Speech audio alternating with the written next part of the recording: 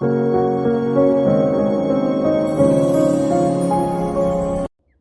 petit coucou pour vous remercier d'être fidèle au post, de liker, de commenter, de partager, que ce soit sur mes réseaux ou sur YouTube.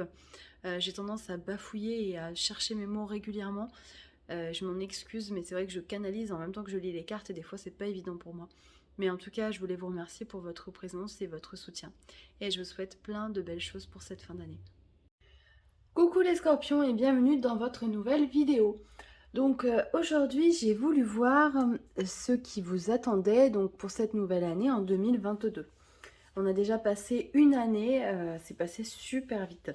Alors j'ai pas voulu rentrer dans les détails, je voulais juste voir l'ambiance générale qu'on pouvait avoir et on rentrera plus dans le détail justement lors des horoscopes mensuels. Donc en énergie principale vous avez eu l'ermite. J'ai l'impression que c'est une année où vous allez avoir le besoin d'avancer seul, d'être votre propre guide.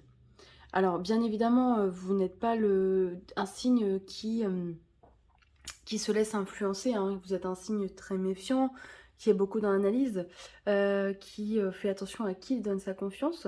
Mais j'ai l'impression que cette année, plus que jamais, vous allez avoir besoin d'être votre propre maître. Ces derniers mois ont été, j'ai l'impression, un petit peu compliqués pour certains d'entre vous. Et c'est vraiment, j'ai l'impression, une année de reconstruction. Alors, en énergie, j'ai eu le Neptune et Mars. Alors, il faut savoir qu'en ce moment, là, depuis déjà un bon moment, Neptune est donc dans le signe des poissons, dans un signe d'eau, donc forme un aspect positif à votre soleil. Donc, il y a quand même une notion de croyance grâce à Neptune. Vous êtes, au fond, vous êtes persuadé que les jours meilleurs arrivent. Vous savez qu'il y a quelque chose de très positif. Pour le moment, vous n'y êtes pas encore.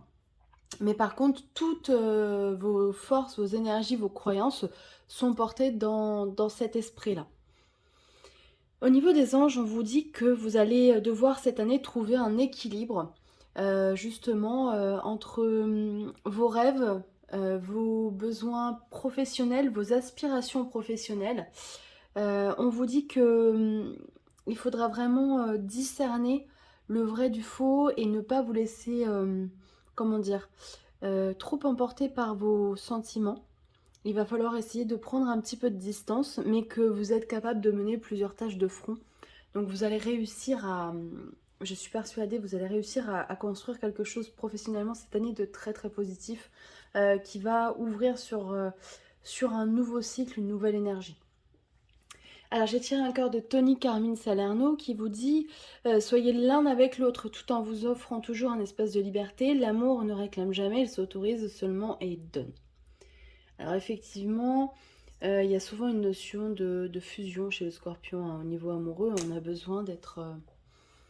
alors pas collés l'un à l'autre, hein, c'est pas du tout ça, mais il y a un besoin vraiment important de fusionner, d'être en communication.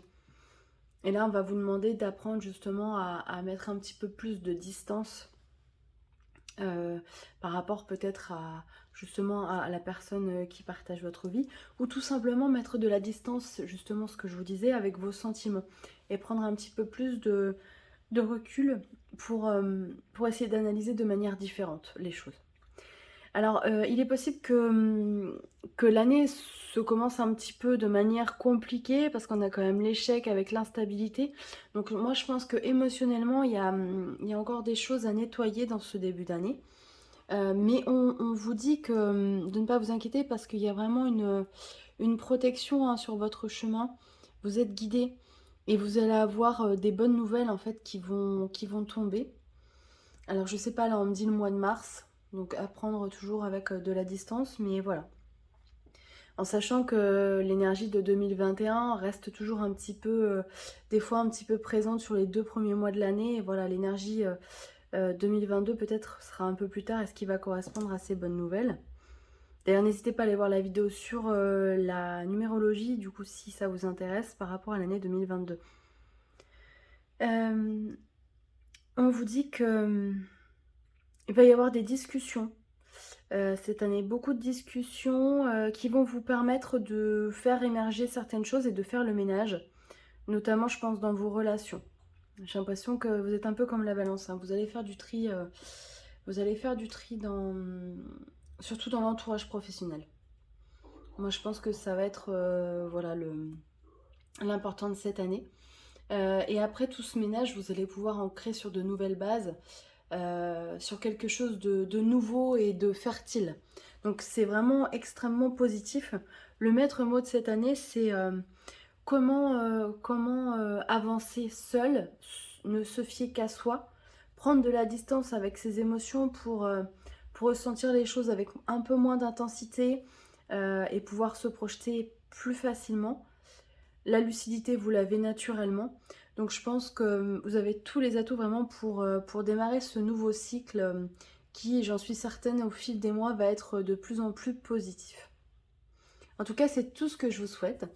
Je vous donne rendez-vous pour la vidéo donc, de l'horoscope janvier 2022 déjà. N'hésitez pas à liker, à partager, à commenter, ça me fait toujours plaisir de vous lire et de vous découvrir.